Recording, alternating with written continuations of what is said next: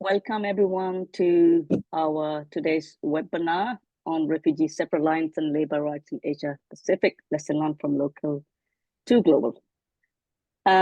Today's webinar is a little bit overdue, is this collaboration between Asia-Pacific Refugee Rights Network and then Refugee Self-Reliance Initiative, RSRI, is to explore the challenges and strategies surrounding labor and worker rights for refugees, also focusing a lot on the self-reliance and also addressing exclusion and exploitation at various levels, as many of us are familiar with in many refugee hosting countries that happen a lot. There will be, of course, global components. We have one of the speakers from International Labour Organization, but the session will primarily focus on the Asia and Pacific region.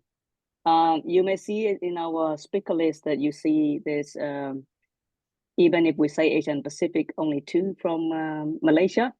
You might think, oh, is it only Malaysia? The only reason that we strategically focus on target on Malaysia speaker is because Malaysia has had traditionally a bit of effort making in this initiative particularly, which Lars will speak later a little bit in the success, good practices, and failure on it. Also, the more reason is that this year, Malaysia's chairmanship to the ASEAN, and one of the main objectives is looking at if we can plant the seed during the chairmanship of Malaysia, and then it could be carried on to the next year and the next year, etc.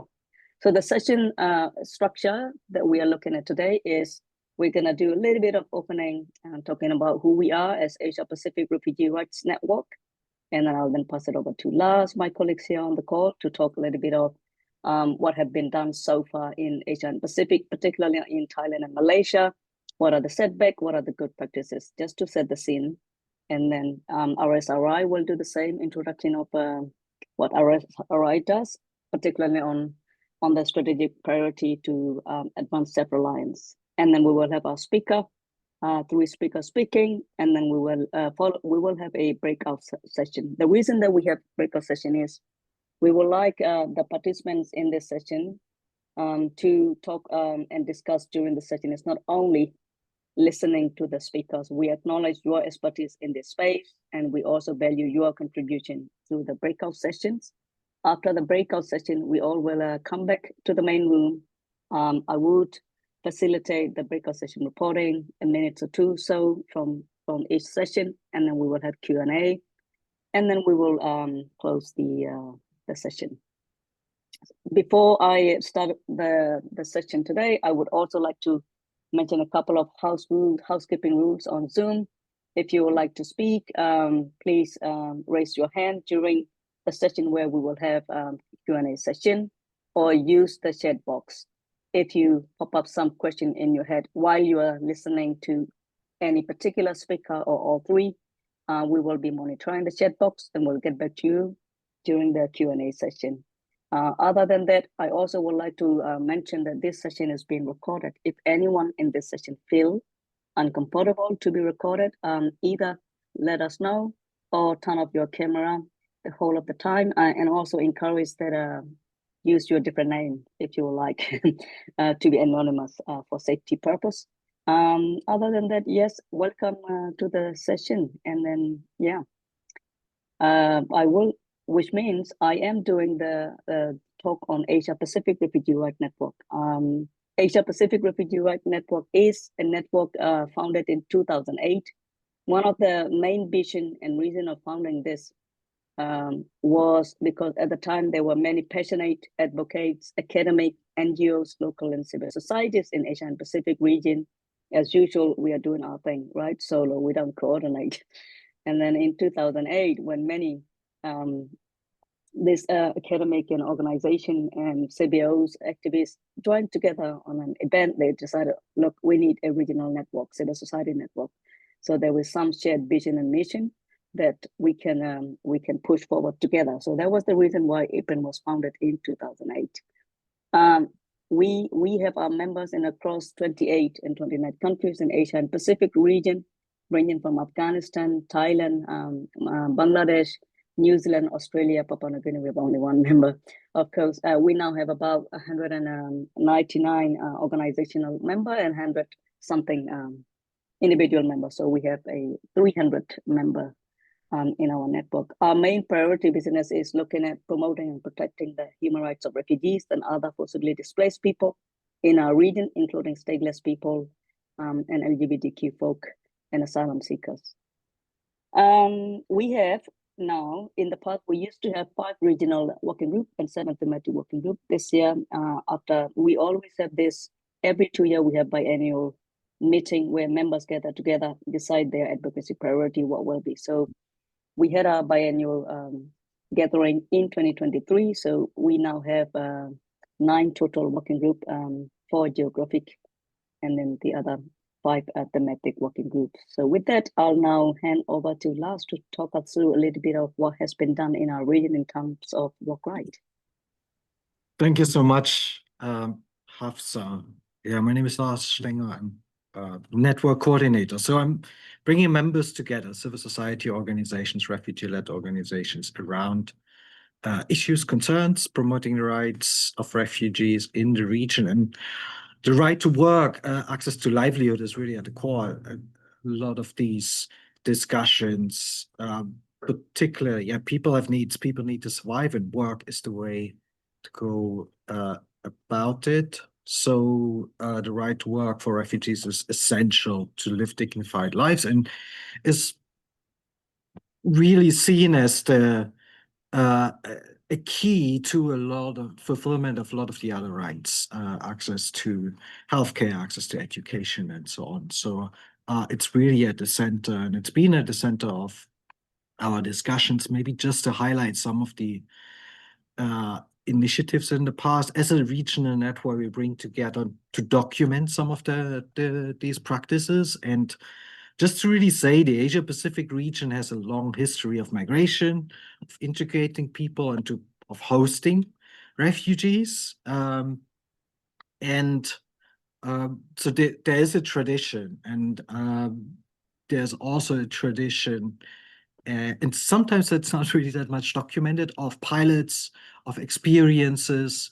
A lot of the access to work is informal because of the challenge that people face in countries like Thailand, like Malaysia, India, with regards to having a acknowledged status of documentation, sort of a residence permits, even though living for decades in the country at times. So work is informal. There've been a few interesting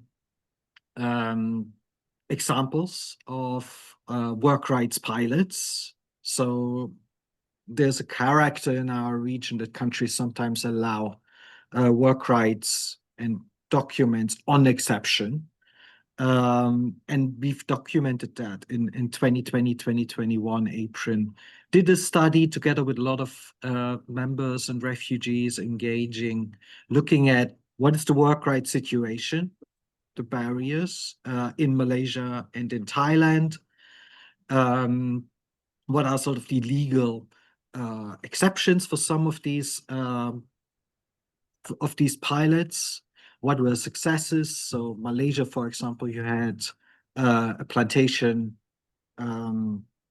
pilot for work rights for Rohingya refugees that had challenges, but you had the also very successful pilot in Gardenia Bakery in Malaysia that still continues to this day, where people work. Issue is really that this character of exceptionalism, that there are no rules, no general ways to acknowledge people's right to work, and finding the ways to acknowledge that. So things that APRRN does as a network together with members is research to document some of these practices, to brainstorm about how to use these examples from the past and how to move that forward. Help map, and I will share the link to this report, the skills of refugees that are out there, but also be mapped at the time, looking at small, medium-sized enterprises and their opinions of why they engage with refugees, what's the advantage, what are the barriers. So this sort of research is one part. The second part of the work that we do is then APRRN supports members to engage or organize refugee leaders, in sharing information, engaging in communities, of ensuring fair labor conditions in this mostly informal sectors. Then also to what's the other one?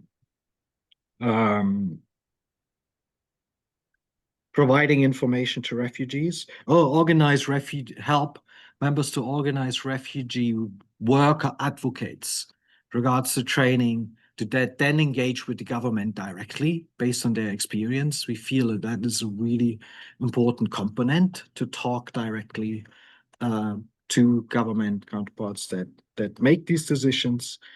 And one of the findings based on discussions of these studies was also that, look, we as NGOs, as civil society, have to start with ourselves, employing refugees as the experts that they are within our organization, and engaging meaningfully with refugee-led organizations as equal partners. So by setting the example, navigating these systems, we become more credible and learn together with refugees. Third part, I think what we are working on at the moment is exploring the potential of labor pathways to third countries. I know that there have been a lot of discussions around it, a lot of piloting, but it needs to be scaled because people have to survive, and work is key to doing this. So that, maybe in a nutshell, I leave it here as what we are working on together with members. Happy to Thank you, Lars. discuss and explain. We're running a bit over time. Okay, I'll now pass it over to RSRI. Great. Thank you both so much. And it's such an honor to be co-hosting this event with you today. So my name is Ali Gillespie. I'm the Network Engagement Coordinator with the Refugee Self-Reliance Initiative, or the RSRI. We're a network of now, as of this past month, over 450 organizations globally, working to advance self-reliance through learning and research, policy and advocacy, and through our collaborative platform, Community of Practice, where we bring people together from different types of organizations and states and foundations around the world, through our community of practice to exchange knowledge and promote action around effective self-reliance approaches. So that is the Refugee Self-Reliance Initiative, kind of in a nutshell. And we have a lot of different pieces to the RSRI, but one of them is really to collaborate with network members around advancing refugee rights that then create enabling environments, policy environments, and program environments for self-reliance. So part of that, of course, includes labor and workers' rights. And so we're so happy to be here to advance that conversation. I will say the RSRI historically has mostly been in time zones conducive to the Americas and Africa and Europe. Many of our partners have been in those regions, and we're really excited to be able to expand our community of practice and connect with members in the Asia-Pacific region, and to be able to exchange knowledge and resources across regions, across contexts, since so many different places and organizations are facing a lot of the same issues and rights restrictions. We all have so much to learn from each other. So while there may not be a lot of members tonight where we are from our community of practice, I know we have some people here where it's 2 or 3 a.m. Thank you so much for joining us. We do think that a lot of people will watch this and watch the recording and are interested in this conversation. So thank you all for making the time to be with us today. And I'll post some links in the chat if you want to learn more about the RSRI, or if you're not a community of practice member and you want to join us, we would welcome you there. But I think with that, we'll go ahead and perhaps introduce our first speaker, if that sounds good with my APRRN co-hosts. Great. So I'd like to introduce our first speaker, who will provide a broad overview on the importance of labor rights from the ILO. So I would like to introduce Ms. Catherine Laws, who is the International Labor Organization's new labor migration specialist for South Asia. She started her role last month. Prior to this, she was the migration technical advisor and project manager in ILO Malaysia. Ms. Laws has over 15 years of experience working on labor migration issues, including 12 years implementing various ILO programs across Southeast Asia. Prior to the ILO, she worked at IOM and CSOs in the Philippines. And Ms. Laws holds a master's in public management and a bachelor's in international relations with minors in political philosophy and Hispanic studies. So Ms. Catherine Laws will join us by providing an overview of the global labor landscape and highlighting the work of ILO in Malaysia. So Catherine, I'll go ahead and pass it over to you. Thank you, Ali, for the introductions. I just turned on my video to say hi, but I'll turn it off just to make sure that I don't get disconnected. So let me share the screen. Is it coming out? I hope you can see it. Yes, it looks like it is loading on my side. Great, and we see your full screen right now. It froze in mine. Sorry about that. What happened? Let me unshare just in case. Okay. It's just working just a little while ago. Let me redo that.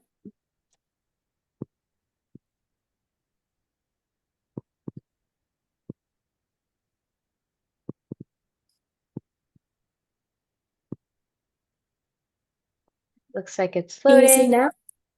now? Yes, we can, but it's not yet in presentation mode.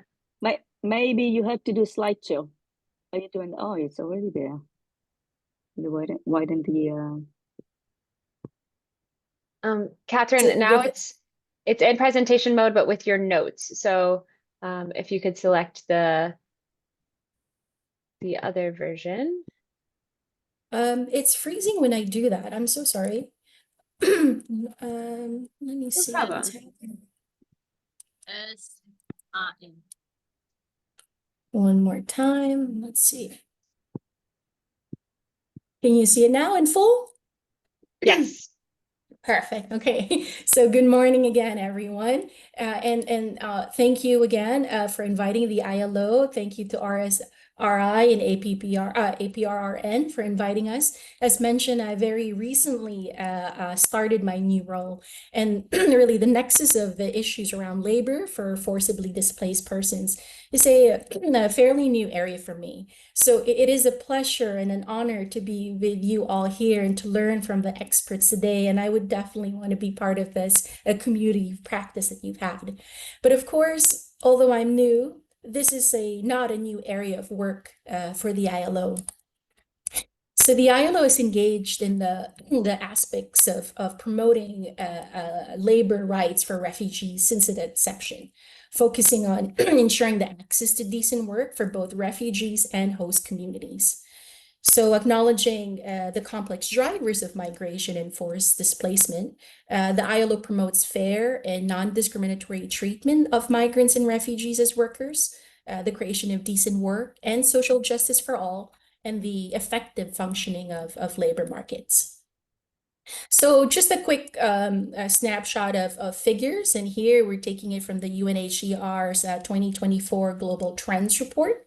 So last year, we had 123.2 million people forcibly displaced by conflict and violence, including 36.9 refugees under the UN mandate.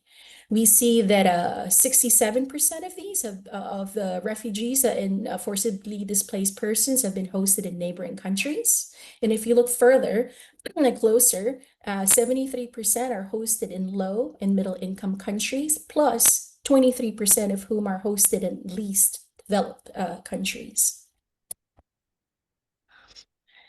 And here, just some quick figures specifically with South Asia. Top refugee host countries in the Asia-Pacific are Iran and Pakistan. And here you'll note some figures that numbers are slightly down, and that accounts primarily for returns of refugees to Afghanistan, including through deportation. So you can see there are about 10% less Afghan refugees. And of course, besides Afghan refugees, refugees from Myanmar account for some of the top numbers that we're seeing in the region. Top resettlement countries are the USA, Canada, Australia, and Germany last year, although of course we know under the Trump administration, resettlement to the US is currently frozen. And you can see from the this figure that I have up, you'll see that in gender disaggregation, female compose roughly half, 49% of refugees. And you can also see that children are disproportionately affected. In 2024 as well, there were over 180,000 refugees that were resettled, the highest number in 40 years. 9.8 million forcibly displaced persons have returned to their areas of origin, including 1.6 million refugees. Refugee returns reported in 2024 were also the highest for more than 2 decades. But for most refugees, returning home remains to be the preferred solution to their displacement situation. But however, it is essential that returns remain voluntary and take place in safety and dignity. And as laid out in the Global Compact on Refugees, as I'm sure many of the people in the room know, it argues that for returns to be sustainable, especially in a large scale, the conditions in the countries of origin need to have improved efficiently to support the reintegration. And as we've seen last year, many of those who have returned did so in adverse conditions or encountered extremely fragile socioeconomic situations on their return. And compared to previous years, more refugees and internally displaced persons also expressed their intention to return in the next 12 months.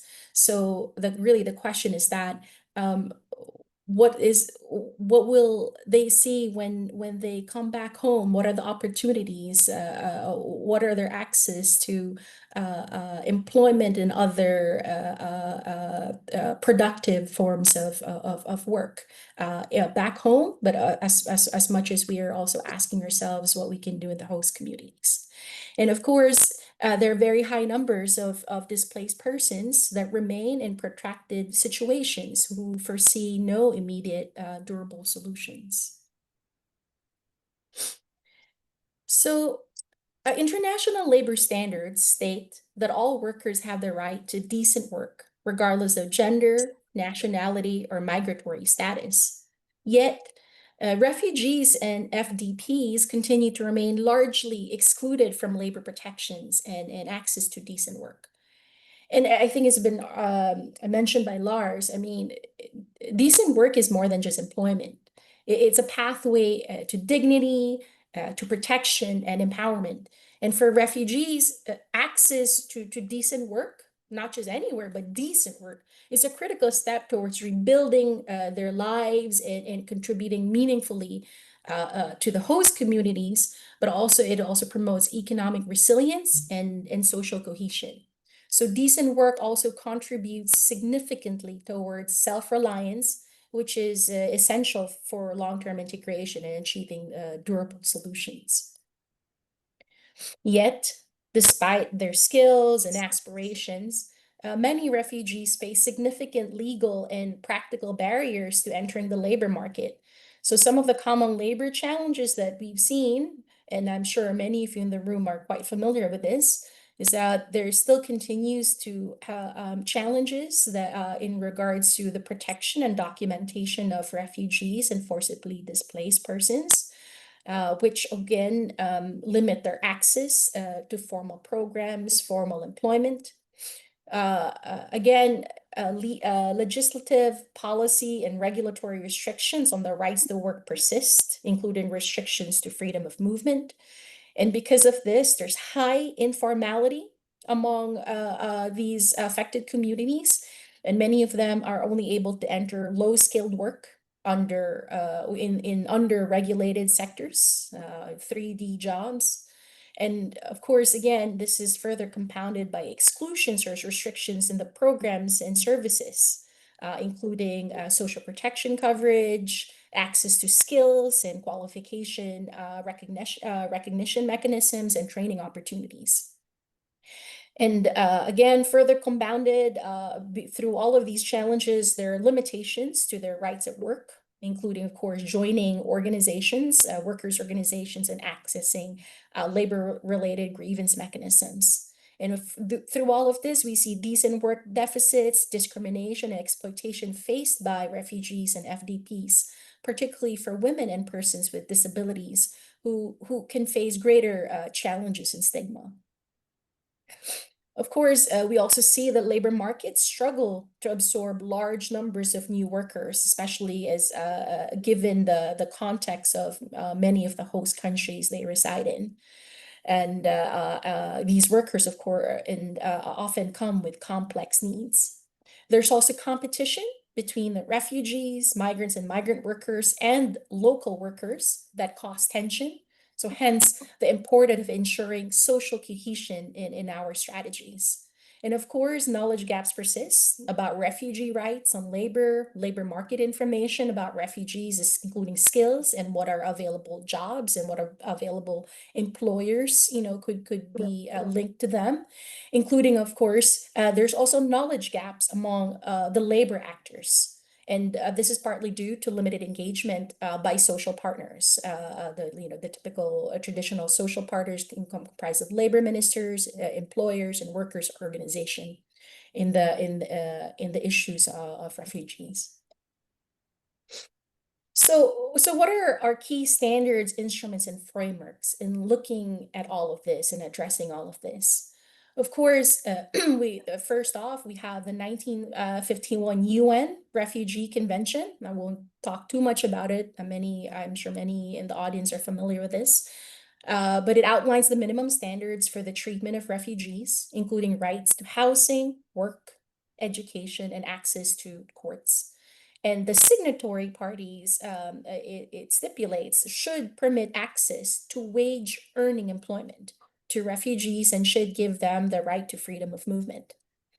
And so fast track to almost 70 years where we forged the Global Compact on Refugees, which aims to 1, ease pressures on host countries, 2, enhance refugee self-reliance, 3, expand access to third country solutions, and 4, support conditions in countries of origin for the return in safety and dignity.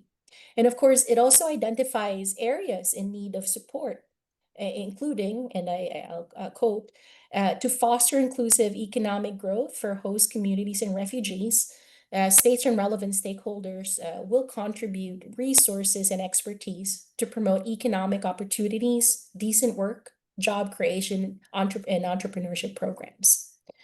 So while under the UN Refugee Convention signatories and even the Global Compact on Refugees have stated that as the member states that are part of this should permit access to this wage earning employment. Again, we know that a large number of host countries limit the freedom of movement to refugees and most forcibly displaced persons and restrict their access to labor markets. So in terms of the ILO, so the ILO Constitution in 1919 and the Declaration of Philadelphia in 1944, all the way back, so these uphold the ILO social justice mandate, and they emphasize from the start, as I mentioned, of the ILO, that the protection of the workers' interests, including those employed in countries other than their own, and this extends to refugees. Sorry, I didn't quite hear. I think someone accidentally came off mute. Feel free to carry on. Okay, it was a question. Thank you. No problem. And so, as I said, so this mandate extends to refugees and other forcibly displaced persons. And the ILO's mandate, of course, is enshrined in the ILO's fundamental principles and rights at work. So this is basically 11 global instruments and conventions that cover and call for the elimination of all forms of forced labor, of child labor, of eliminating also discrimination at the workplace, It also calls for ensuring that there's freedom of association and, of course, the right to collective bargaining. And most recently, the fundamental principles and rights at work recognize that all workers should have safe and healthy working environments. So again, not to talk about this too much, but very briefly, so we have several ILO conventions that apply to refugees and forcibly displaced persons. So we have, of course, the Migration for Employment Convention of 1949 and the recommendation, which specifically encouraged states to apply its provisions as far as possible to refugees and displaced persons who are authorized to work in the country.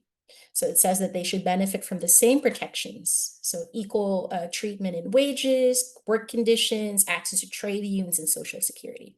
Of course, we also have the other Migrant Convention in number 143. But I wanted to more specifically also speak at length about the latest guiding principles on the access of refugees and other forcibly displaced persons to the labor market, which was adopted in 2016.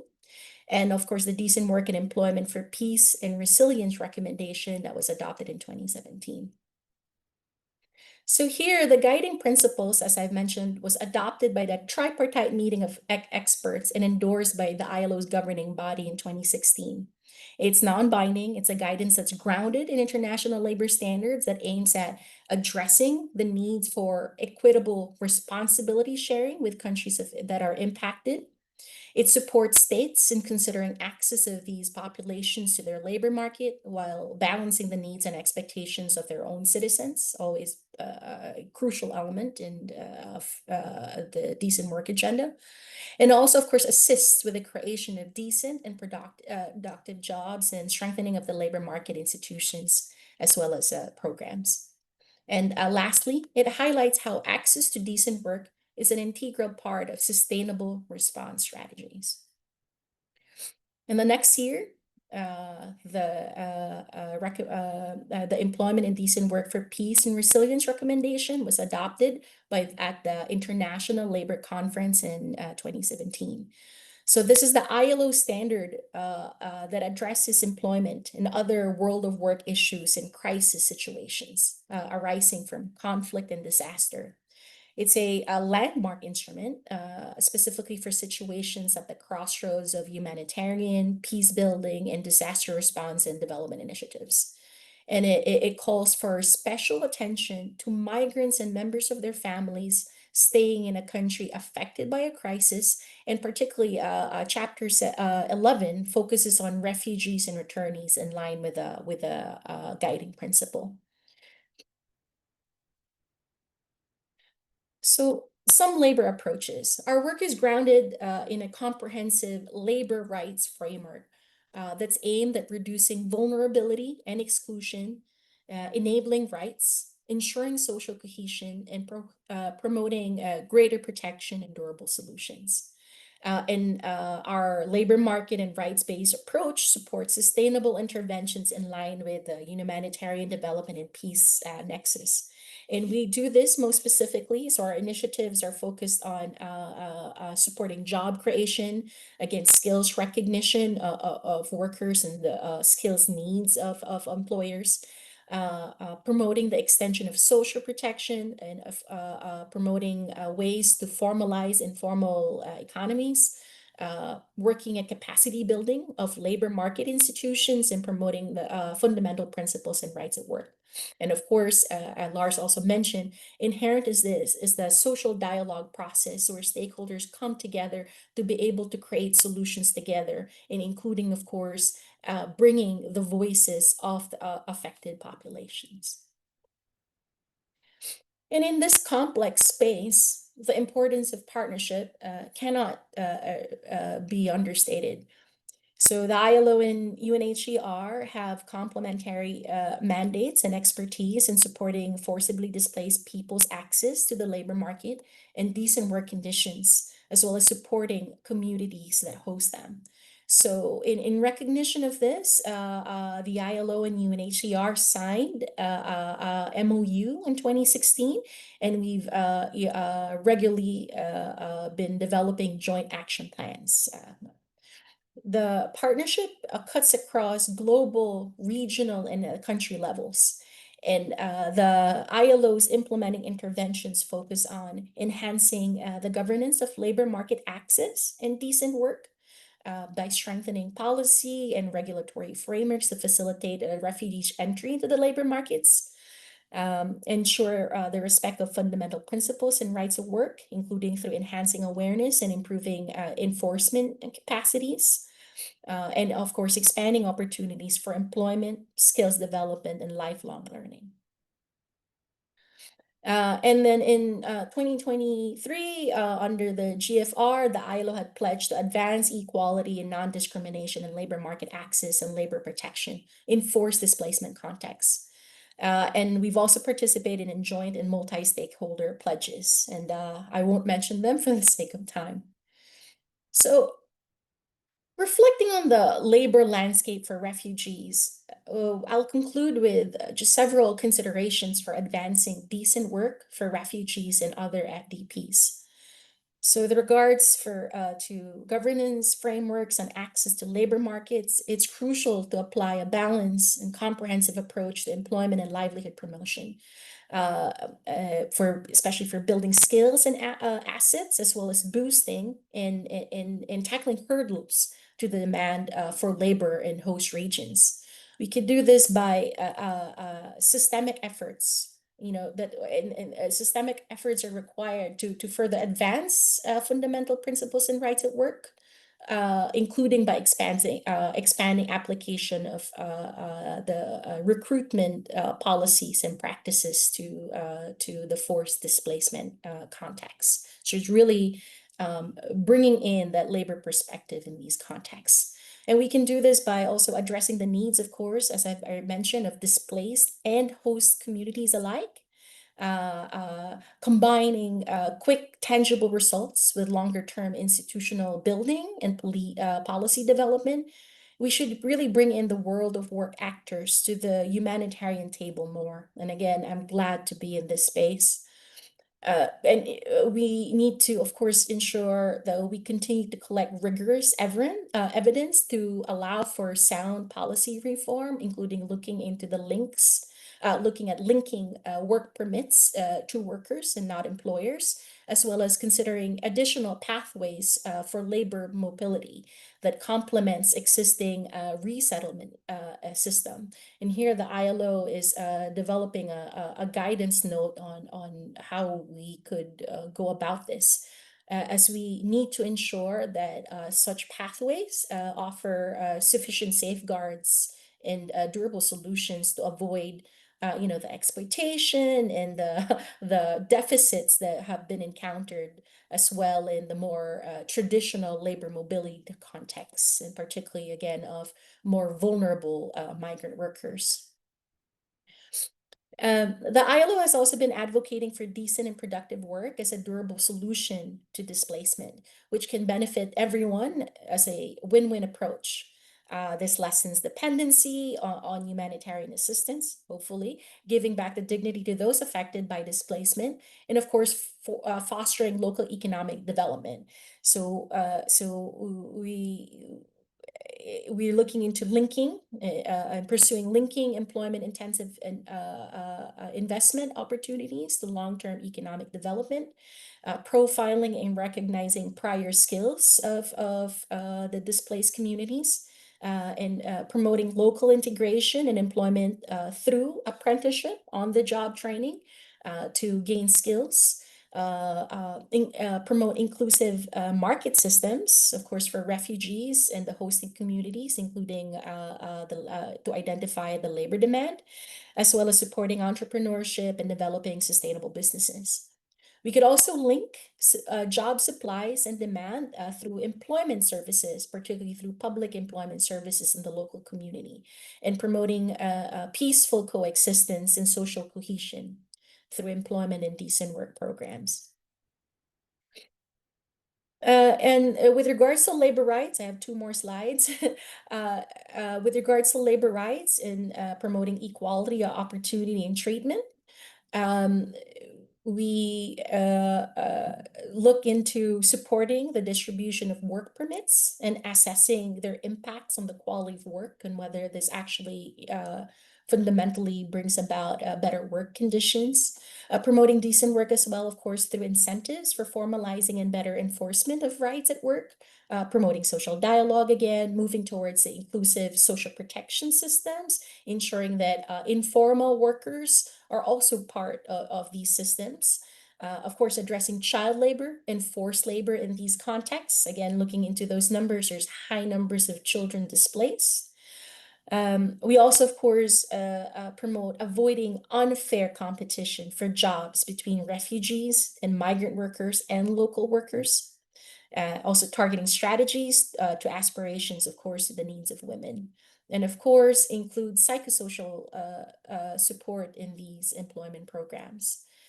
And through all of this, cutting through all of this, we really need to recognize, of course, the diversity of refugee groups and taking into consideration the intersection of gender, age, and disability with economic and social factors, but also looking, of course, at the routes that they take, as well as the time spent in displacement. And these are all like critical elements for tailoring our support towards employment and better decent work outcomes for refugees and FDPs. And last, so with regards to partnership and coordination and ensuring coherence, we've increasingly seen that institutionalized partnerships, which build on a clear understanding of respective comparative advantages, have improved coordination and joint working. So here we see integrating assistance to refugees with long-term development planning will bring more sustainable solutions. We also need, of course, to partner closely with local governments and social partners. And of course, as I've mentioned, bringing in the voice of the displaced communities, promoting cross-governance and international knowledge exchange. That's what we're doing also, of course, today. And of course, institutionalize the partnerships across the humanitarian and development and peace nexus. And that's it. Thank you very much. I conclude my presentation there. Great. Thank you so much, Catherine, for that fantastic presentation and for sharing some of the global frameworks and considerations. I think this gives us a really helpful starting point for our next 45 minutes, where we'll look at UNHCR Malaysia and Asylum Access Malaysia to see kind of what the more local regional issues that are coming up right now are. So each of the next 2 presenters will have 10 minutes to present, and following each presenter, we will have 10 minutes in breakout rooms to discuss the presentations that we heard and think about some of the different advocacy approaches or other things we might think about moving forward based on their presentations. So thank you again, Catherine, for setting the stage and really providing us some of those higher level frameworks and considerations to think about as we move forward in this discussion. So next, I would like to introduce our speaker, Suyuan Tay, who works with the UNHCR representation in Malaysia. With nearly a decade of experience working on livelihoods, economic and financial inclusion. Her role focuses on policy advocacy to enhance the self-reliance of forcibly displaced peoples in Malaysia through building strategic partnerships and engagements with diverse stakeholders, including government, the private sector, and academia. Suyuan also acts as the technical lead on cash-based interventions for the Malaysia operation. And with that, I will share slides and pass it over to Suyuan. Thanks very much, Ali, and welcome to everyone. Good morning from Malaysia. I think there's a diverse group of people on the call today. So my presentation will be quite brief. I have, well, only 3 slides, but the first 2 actually focus on the operational context in Malaysia. And I hope that that would not be too repetitive for our Malaysian friends over here. So without further ado, let me just jump into it. Just to set the tone, for our first slide. So in Malaysia, sorry, the slides aren't changing. Okay.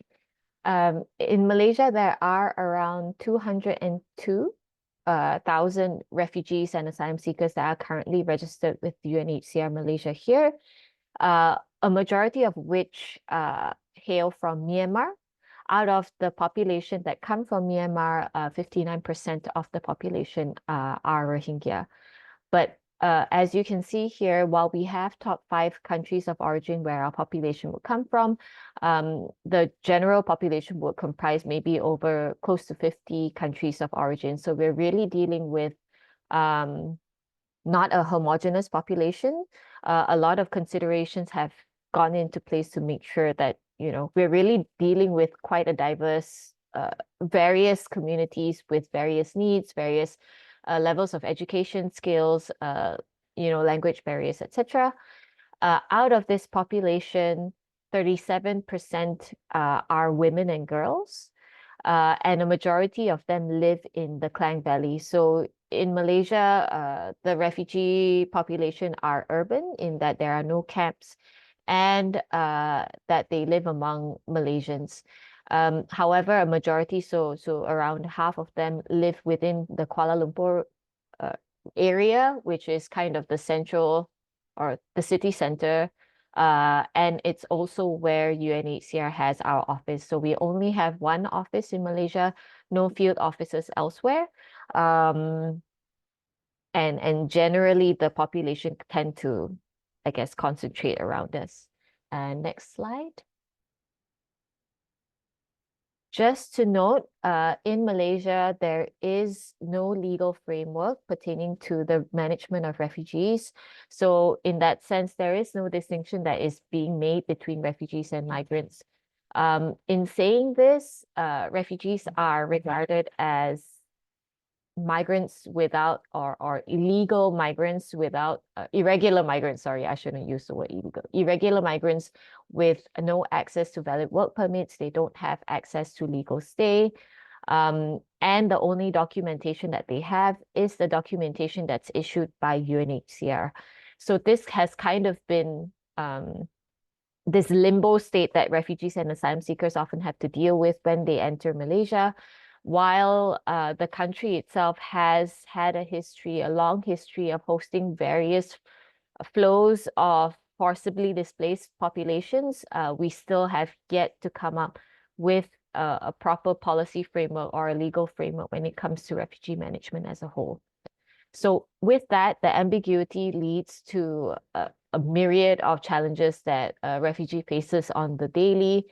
Of course, a lot of protection concerns, one of them being arbitrary arrest and detention. So this really depends on the knowledge and familiarity of authorities on the ground, be it police, immigration, etc., and their familiarity with UNHCR, the UNHCR document, and understanding that while the documentation is issued by UNHCR, it does mean that this individual is within the concern of UNHCR, and therefore the principles of non-refoulement apply in that, you know, you shouldn't be sending someone home to their country of origin where they face threats to their life and their safety. Along with this kind of arbitrary arrest and detention, refugees here do not have access to legal work. There have been various statements that have been made by government in the media. There's no written policy, there's no written directive or any kind of guidance that explicitly says this. But you know, they do say that refugees are able to work informally, but this has always come with this stress that or this emphasis on the fact that informal work is meant to be used as a form of survival rather than for a refugee to access self-reliance.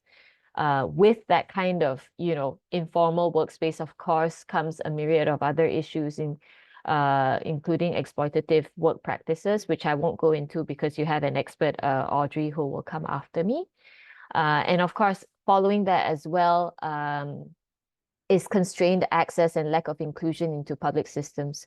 So refugees face not only financial constraints, significant financial constraints in being able to access services such as healthcare, but they are also not included in national social protection systems.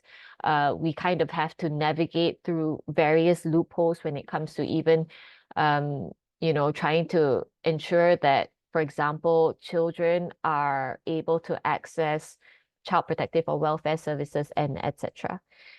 Refugees here are also not included within the national education system. So pretty much how it works here is there is somewhat a parallel system where alternative learning centers or even clinics are run by NGOs, and then that of course applies a significant amount of burden on civil society partners to sustain access to services to refugees at an affordable rate. Of course, these services as well are quite focused in the Kuala Lumpur area. And that means that there are significant kind of other barriers for refugees that are living outside of Kuala Lumpur. A significant development recently is this National Security Council Directive number 23 that the government has been speaking about for a while. We have not seen what this directive might look like, but it has been teased in the news. If you just search it up, you would see that it will come up quite frequently recently. And this directive is supposedly going to tackle refugee management, including government registration, as well as access to legal work, among other access to services as well. So moving to my last slide, I hope I'm still on time. So I think the way I wanted to go about what I would present today is more of, I think, approaching self-reliance as a whole, and also acknowledging the fact that I think that the environment as a whole for the refugee kind of support is quite unstable. I think this year has been a year full of like tumultuous ups and downs, and we're not even sure where we're standing at yet.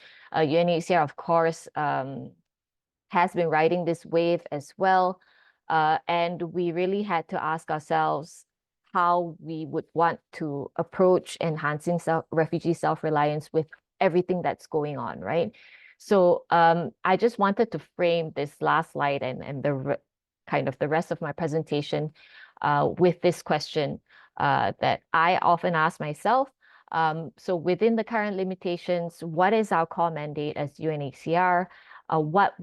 What are we uniquely positioned to do? And what are the other areas that partners are better placed and have better expertise or resources to manage? And in this instance, how do we improve coordination and complementarity? And I say this also because UNHCR Malaysia, we've gone through also quite a significant staffing cut, but just to say that, for example, in terms of technical specialists or sector specialists, where in other country contexts, you may have a team working on various programs and interventions. We, for example, only have one person per sector. So I'm the only livelihoods person.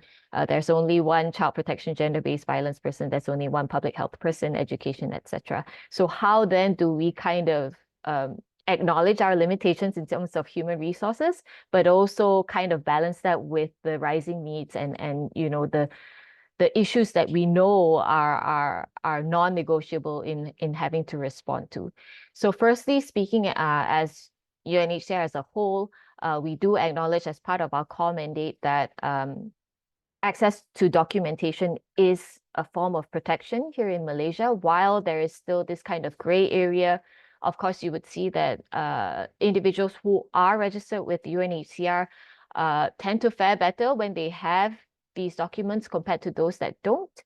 And of course, within that, our operation has maintained our priority as registration and documentation. So even in light of the various staffing cuts that we've had this year, we still made sure that we have maintained capacity to achieve our registration targets as per before.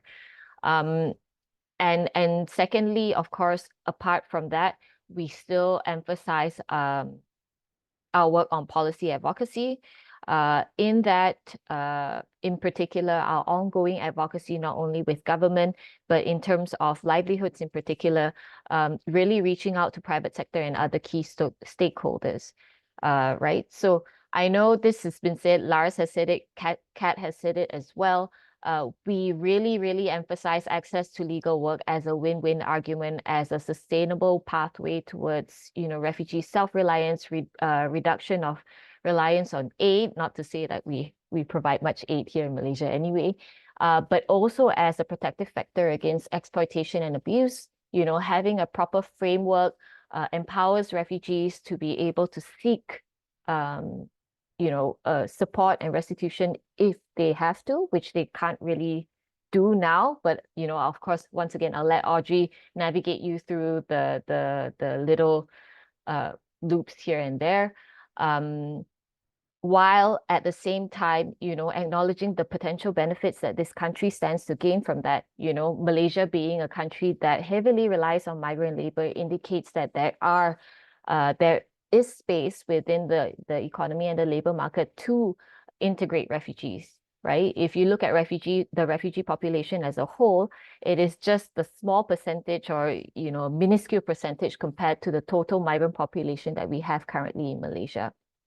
So even in our ongoing capacity with government, which is one of these things that UNHCR is uniquely positioned to do, we emphasize this, but we also build the capacity of government in areas of expertise that are uniquely UNHCR. So for example, refugee status determination, registration, identity management. And then after that, with that serving as a foundation, how do we move forward with building the capacity on specific sectors as well? How do we also, the role that UNHCR also plays is highlighting these issues and ensure that policy advocacy priorities are highlighted in local, regional, and global platforms. So once again, ensuring, for example, access to legal work is not forgotten and is significantly highlighted in other areas that are important to the Malaysian government, as an example. So while we know maybe the refugee issue standing as a standalone component might be contentious, it might be something that maybe people wouldn't want to approach. There might be lack of political will surrounding it. How do we then kind of combine that with something that we know already has traction with the government? So things like business human rights, things like priorities towards eradicating forced labor. There are intersections there in which we can kind of insert the refugee legal work, the economic inclusion argument, but also ensure that this is consistently raised so that it eventually kind of, permeates the thoughts of others as well. Additionally, our unique positioning also allows us access through our community-based protection team to ensure that the voices of the forcibly displaced here are central to our advocacy. We, thanks to our community-based protection team's work in the last few years, we have managed to establish quite a strong network of refugee advocates. We've not only built the capacity of specific individuals who can act as an advisory board, to represent the refugees in Malaysia as a whole, but we also have built very good relationships with community-based organizations across all communities here. And finally, of course, in terms of strategic or policy advocacy engagement, things like what Kat mentioned, joint cooperation frameworks between ILO and UNHCR. How do we apply that? How do we capitalize and leverage on global frameworks like that in order to advance our work here, fully acknowledging the resource constraints that UNHCR has? What other partners do we have within this environment that we can work on to share resources and advance advocacy together? In terms of strategic partnerships as well, going back to, how we're approaching this with us fully acknowledging our limited resources and constraints, and also acknowledging that we've been in this policy limbo for a while. We can't just wait for policy change to happen, but there are opportunities in which we can capitalize on in order to support and enhance refugee self-reliance. And an example that I would like to use here is, enhancing refugee access to livelihoods, assets, access to financial services, access to insurance. And this was done through, negotiating and developing partnerships with private sector. I'll bring up our recent launch of, refugees being able to register for the Touch and Go e-wallet. Touch and Go is quite a big financial service provider here in Malaysia. And the fact that they have now kind of included refugees within their customer base allows many refugees to bypass, the quite sticky know your customer regulations that prevent refugees from accessing traditional bank accounts, and generally creates a protective factor around refugees in that they have a safe place to store their money, they have ways to transact and participate in the economy better. In addition to that, another partnership that we have ongoing is with Allianz, where they have extended an insurance scheme to refugees. So this is also kind of our approach to identifying sustainable means in which we can help refugees have more increased access to healthcare through more affordable means, fully acknowledging that refugees, while those documented with UNHCR have a 50% discount at public hospitals. This is a 50% discount off the foreigners rate here, which is actually extremely high. So, and lastly, of course, other solutions that Kat and Lars have also mentioned is, of course, within the shrinking resettlement space, how do we look at, other sustainable pathways, linking advocacy here about access to legal work, access to training, access to capacity building initiatives, and balancing that with political will, with the government stance. So for example, in the context of labor mobility and resettlement, we know that the Malaysian government hasn't been particularly open or receptive towards the idea of local integration, which is, UNHCR, one of UNHCR's durable solutions. So in that context, how do we then kind of tailor our advocacy to say, look, labor mobility only works if refugees are able to work here, gain work experience, be able to access skills training that make them suitable candidates for labor mobility pathways elsewhere. And this is also acknowledging the shrinking resettlement space, as I've mentioned before. And lastly, of course, is evidence generation. Sue Yuan. Yep. If we could just wrap up this last point, we want to make sure that Audrey has time to present as well. Yep. Sorry. And of course, evidence generation is working with various partners and acknowledging the strategic value of specific advocacy points and recommendations. Maybe it doesn't work if it comes from UNHCR. Maybe it might work better if it fits with or comes from a think tank, a civil society organization, or a regional actor, and really navigating the relationships there. Yeah, and that's it. Over for me. Great. Thank you so much for your presentation, including looking at the role of UNHCR regarding, advocacy, partnerships, evidence generation, and the core mandate. And I'll put that question from UNHCR in the chat as well.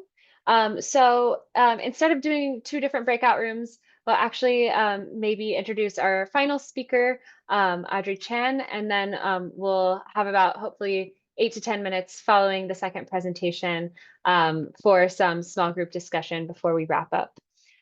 So I will go ahead and introduce our final speaker, Audrey Chan, who is the Employment Dispute Program Officer at Asylum Access Malaysia. So Audrey is the Work Rights Program Officer of Asylum Access Malaysia. She assists the community outreach lead in advocating for the work rights of refugees who face barriers in all aspects of employment in Malaysia. Despite graduating with a medical bioscience degree and working as an embryologist for 4 years prior to working in AAM, her experience as an activist and volunteer with Parti Sosialis Malaysia, PSM, has helped progress the advocacy efforts in AAM. Her prior experience in assisting with representing a local client facing unlawful dismissal in the Industrial Relations Court has also helped her to navigate the legal scene for labor issues in Malaysia.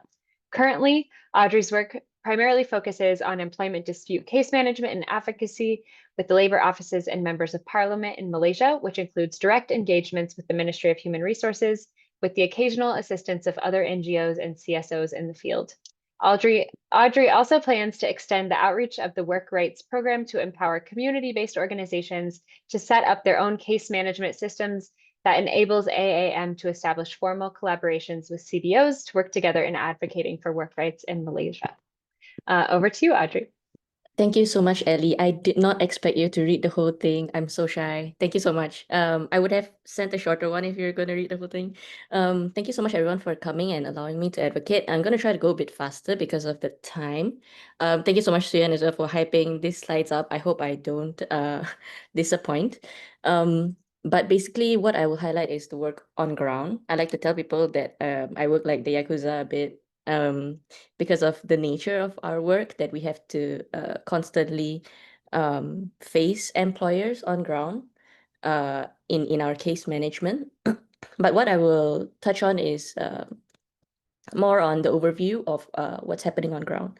So as mentioned before from all our speakers, the current state of work is the workplace exploitation and wage theft with limited means of redress.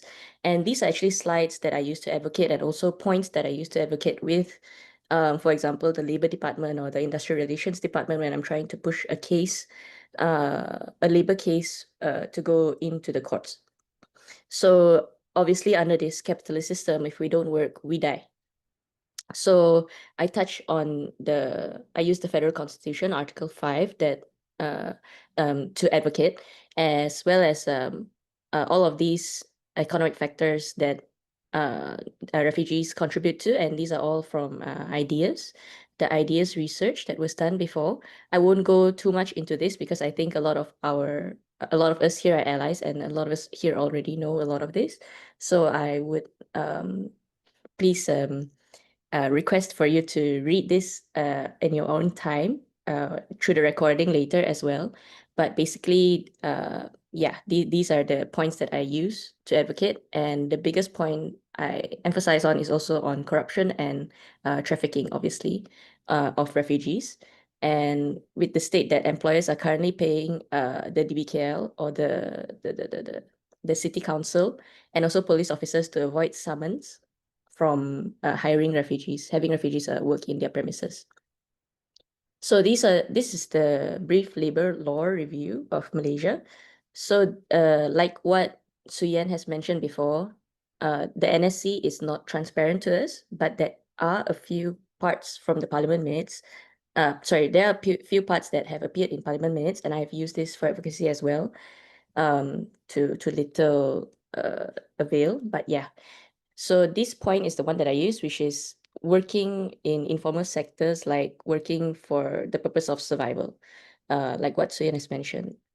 But yeah, it's very vague, and it's from these Parliament minutes, which again you can read through later. But basically, what we also use to advocate is that the laws that are in the Employment Act and Industrial Relations Act are laws that are supposed to apply to every worker. So as long as there is an ability to establish an employer-employer relationship of the refugee to the employer, they are supposed to be protected by the laws in the Employment Act and the Industrial Relations Act. And in fact, in Section 60L of the Employment Act, it further supports the right to non-discrimination. So yeah, this is one of the points in the Employment Act that defines an employer as any person or class of persons included in any category in the first schedule.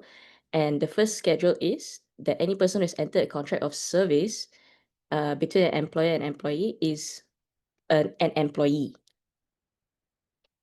And yeah, so these are the precedent cases as well, on top of those already existing laws. The precedent cases are Vice Francina and also the infamous Taj Mahal case. The two cases recognize the appellant was an employee on the basis of an oral agreement. And so even through oral agreements, you can actually, without a defined physical employment contract, you are still considered as an employee as long as you can form the employer-employee relationship. So it states that the claimant had the right of employment and could seek relief for unjust dismissal even as a UNHCR document holder. The first case of Vice Francina was not a UNHCR document holder, but a migrant worker, a domestic worker who had their passport taken from them when they filed in the case. And the third case, is a case of medical negligence. But in this case, there's basically a recognition from the High Court that the earnings of a migrant worker, even without a document, do not come from an illegal source just because they do not have the status to work.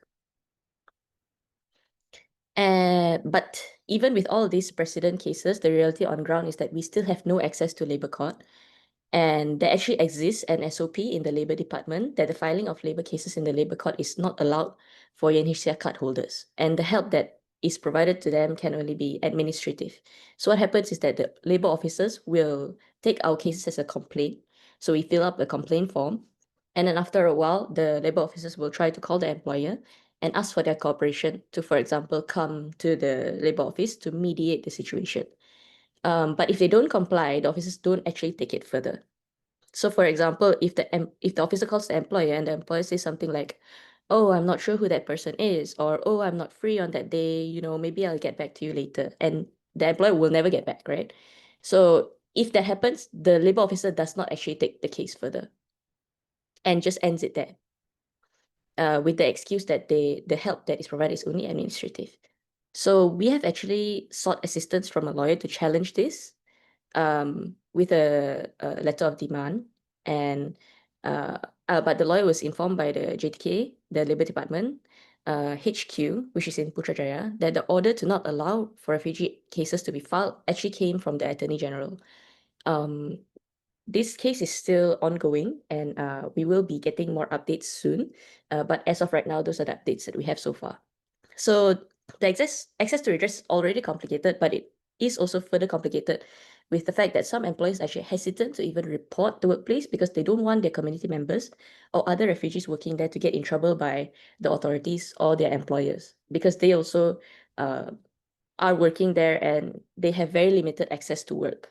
So because of that, they are forced to be in these exploitative environments, and they are also forced to not really report them.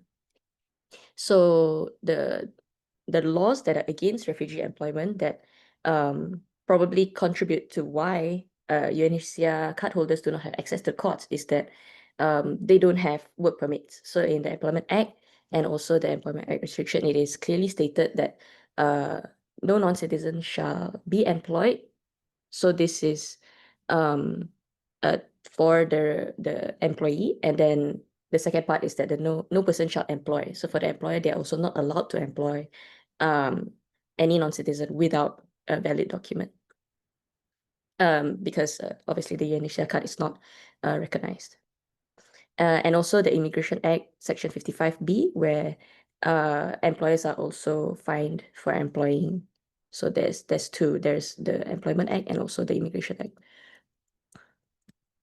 Oops, I'm so sorry.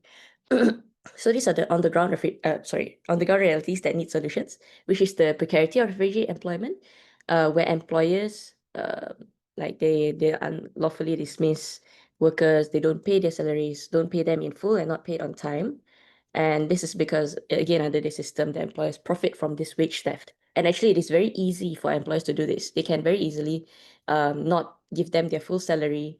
It's a very simple process, but the process to get the redress for that to the employer, little bit of money, which is a lot to the employee, it's a long process. So they can just cut off 200 ringgit per month every month, and the employee has no choice but to just accept it because the access to redress is so difficult to get. And so if we manage to solve the precarity of refugee employment, not only would all of this exploitation, at least it won't stop, obviously, because even locals face this, but at least it would be toned down a lot.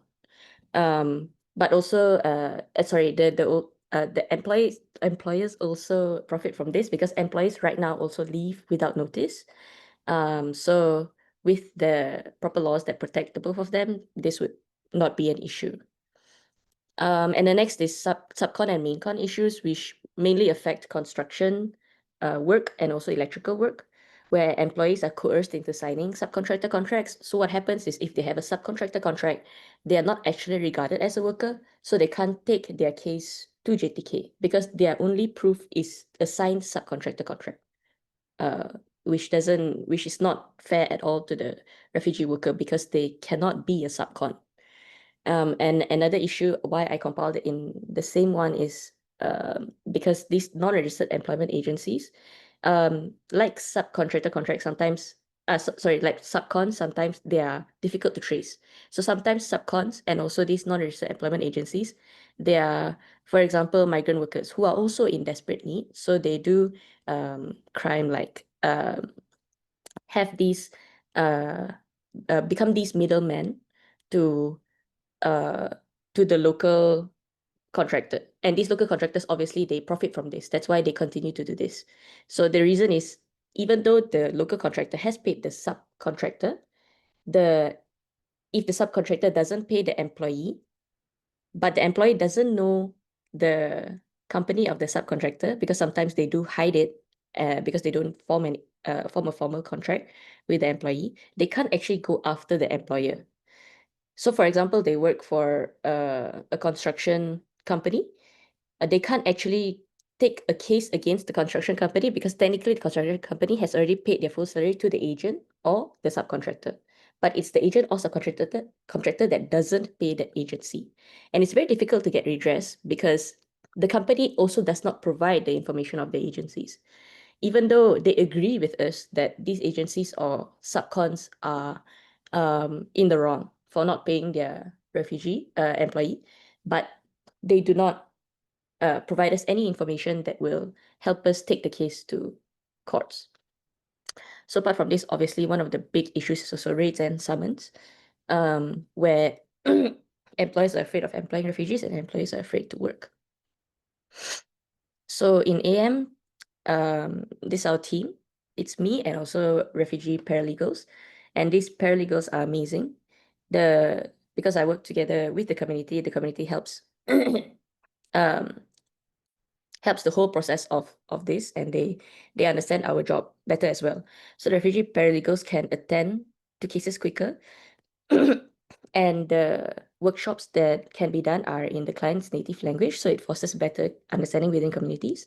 And their presence also empowers clients because they go together with the client when they go and talk to employers and also go to labor officers. So they show the clients that, look, these are your rights and you actually do have rights. Because else all this exploitation, doesn't make much sense. In Malaysia that, boasts humanitarian, boasts being humanitarian. But yeah, so they also can become the main focal point to unite community organizations and also organize their communities. So in our AM Employment Dispute Program, so far from its inception, January 2018 to December 2024, we have a total of 942 cases. And these are the success rates, and I will get into why our success rate is quite small. But the total amount of unpaid salary or compensation recovered in 2024 alone has been 124,799 ringgit, despite the low success rate. And the reason for the low success rate is because of the barriers that we face, because most of our cases are solved through mediation, which can be very challenging because of the power dynamic differences of, let's say, our community paralegal, refugee paralegals, when they want to approach employers, they are obviously outright xenophobic already. So it makes them look down on the community paralegals, and also the same happens for JTK. So because of this, the mediation part is a bit difficult, and the whole program is also a bit difficult to incorporate, like fully give the program back to the refugee community. So in the end, a local still has to step in because of this.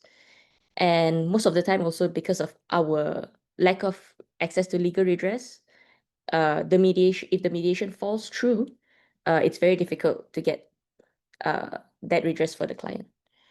So in our cases, the employers exploit the workers, they take advantage of this precariousness, and JTK also does not grant refugees, like I mentioned before, access to the labor courts, and this further enables the employers to continue exploiting their employees. So a bit of the case study. This is one of the cases that we have with AAM. So AAM has been trying to have as much strategic litigation as possible, which means that any cases that we deem have enough evidence, like with proper salary slips, with company names on it, or punch cards with company names on it, we try to file this in JTK. So we've had, I think, almost 20-ish cases or more in both the Industrial Relations Department and the Labor Department. So our access to the Industrial Relations Department has been a bit better. We do have access to courts, but most of the times they encourage us to take it to Labor Court instead. And this is because most of our issues are salary related. So this is one of the case studies of one of our cases which managed to be filed as a claim. So this is from 1 year ago that it was filed as a claim. It was first filed as a case in the Industrial Relations Department, but the officers encouraged us to file it with the Labor Department instead because the main claim was unpaid salary. So because the case can't run concurrently in both the Industrial Relations Department and Labor Department, I discussed with the clients, and the clients agreed to drop the case in the Industrial Relations Department and proceed with JTK, because that is also the advice from the Industrial Relations Department. So it proceeded and was actually filed as a claim. So this is our very first case that was filed as a claim after, I think it was 70 cases that was filed as complaints at the time. Audrey, Yeah. we only have about 5 minutes left of the session. So Yeah. could you maybe briefly review the rest of the case, and then Correct. instead of This is the breakout last slide, rooms? actually. Great, and then we'll take 1 to Okay. 2 questions for the presenters. Go ahead. Yeah, I'm so sorry. I'm so sorry, everyone. Yeah, so in this, we also sought the assistance from the Trade Union Congress to represent the client, and there were a lot of complications on the case itself, which is, yeah, I won't go into the complications. Maybe y'all can read that yourselves, but basically each case is unique, and each case has a lot of specific sets of challenges. And every day it's just thinking creatively out of the box, trying to solve these issues with all of the limitations that we have under the law in Malaysia. But yeah, for now, the hearing has concluded and the case was actually dismissed, despite, again, having a proper representation and all of the mentions and hearings being ex parte. So we have filed for appeal, and that's our most recent update for the case right now. Yeah, thank you so much for listening. This could probably just be a question that's an advocacy for everyone as well. Thank you so much, Ellie. That's all from me. Great. Yes, thank you so much for sharing this case and raising this question. What happens to refugees presently registered with UNHCR? In the interest of time, maybe we can take, we have about 5 minutes left on this call.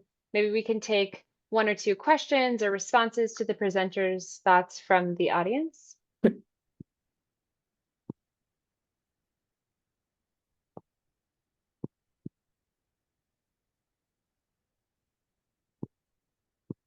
If anyone has any questions, or Hafsar, if you want to come off and share a few words, or maybe people can post them in the chat as we come to the end here. Yeah, are we gonna do the breakout room or no? It's just a question. I think just the questions. We only have about 3 minutes now. We're running a bit So time. yeah, no, this Yes. I wish we'd scheduled 3 hours for this. These are such interesting cases, and maybe we can have a follow-up call to really deepen the discussion here. But thank you to the presenters, and yeah, open the floor for any questions here and pass it over to Hafsar to facilitate that piece. All right. Is there any question that I cannot see on raising the hands? If not, we're just gonna, shall we wait for a couple of minutes or just do the closing, Ellie? Yeah, I think we're doing the closing.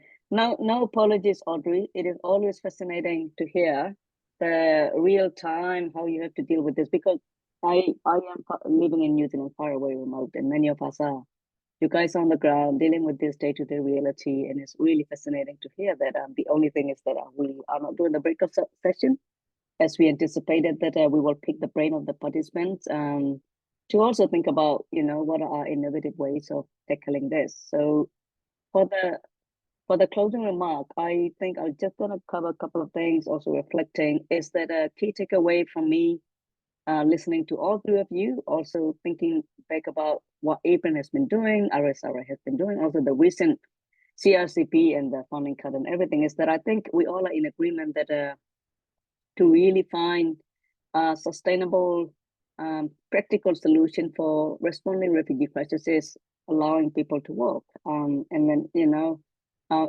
APRRN has been in the region, particularly Secretary myself and the other members in January, March, and in June in Indonesia, in Thailand, and in Malaysia. And we have seen this collective, mission that we all want refugees to work. And then a couple of things that we have also pick up as in challenges in the space of advocating for, particularly also me, it's like, oh, we're talking the same thing that we have talked about 20 years ago, because I was myself displaced in Malaysia as a refugee as well. But a few challenges that we picked up on from the perspective of APRRN, also from our analysis, is that there is also, one of the speakers has mentioned, there is no legal framework in Asia and Pacific context, most of that, and there is no refugee policies. And most importantly, is a very sensitive thing, even to mention the terminology as a refugee. They call all the refugees in the region as an irregular migrants. So other challenges are the lack of political wills.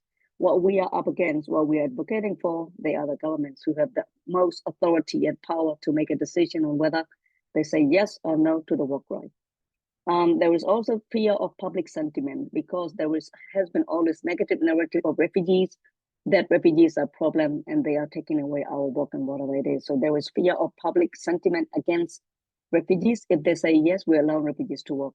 And then of course, the political leaders, when they are running for elections, if they're not getting all this vote from the people, and then on making this decision, they're also looking at what does it mean if I say yes to this work right? So there was also that push, step back. Also xenophobia. And then the other thing that maybe our speaker has touched upon is that I have observed with my experience of being an advocate, also APRRN analysis, is that the refugees are often framed as the national security threat, and refugees issue are always securitized. And this securitization of refugees is also one of the pushback on work right. Also, the other one is transitional repression by the country of origin, like Afghanistan, Myanmar in our region. And also there was a concern by the government is that it could be a pull factor. If we allow refugees to work, many more refugees will flood in. But we also identified the opportunities for advocacy in this space, because we have seen over a decade plus of advocacy. There are some movement and momentums happening towards achieving this work right. And last, as mentioned, there has been piloting of work right in allowing Rohingyas to work, but it is not in the right way. It was not comprehensive. There was no community consultation involved. Government just, look, if you want work right, here we go. All go to the very dangerous plantations separated from family. Also, there are some good practices, but the good things is that there are some window of opportunities that we can collectively look into. As one of our speakers has mentioned, there is a business opportunity, coordination and collective efforts, including looking at what are our innovative engagement with the government and the state who will actually make the decision. Saying that, I also would like to share, which is not confirmed yet, when I was in Thailand, there is Thai refugee camp hosting about 90,000 refugees. These are going to be shut down very soon because of the funding cut towards the end of July. And if there is no funding cut and refugees are not residing in the refugee camps, so there is a danger of how are they going to survive? But there is a lot of almost succeeding in advocating for the temporary protection measure, allowing refugees to work. So there are some good momentum happening. That is something that we can bring up and look into our collective innovative advocacy priority. And as I have mentioned, APRRN has been in the region and advocating with different agencies, including our members and Human Rights Commission from Malaysia and Thailand. Also, we are going to be in the region again in August, looking at what and how we can advocate for this. So please stay in touch. Do not let this be the end of our engagement. And also reach out if you have any idea that we think we can collectively advocate and push this further forward. And with that, I'll pass to RSRI to say their few words. Thank you. Yes, thank you so much. I think from the Refugee Self-Reliance side of things, from our initiative, from our community of practice, these presentations and these cases and examples just really highlight kind of the detailed work we can bring into our collective efforts around workers' rights advocacy in the Asia-Pacific, but also all over the world in contexts where there might be policy environments that are less restrictive or more restrictive, but that we can learn from each other and share these lessons and kind of strategies for action and work with different governments across our community. So I think, you know, this really just emphasizes that there's so much more work to be done, and that this is a systemic issue from national policies to employer policies, and that it takes all of us to address it. So thank you so much to the presenters for sharing your case studies and your slides, and for Hafsar and the team at APRRN for co-hosting this event with us. And we look forward to carrying on the conversation, having this be a starting point, but continuing this as we move forward. So thank you so much. Great. And with that, we hope you all have a great rest of your day. And thanks again, APRRN, for co-hosting with us, and for everyone for joining us today. It is our pleasure. Thank you all. Bye-bye. Bye, everyone.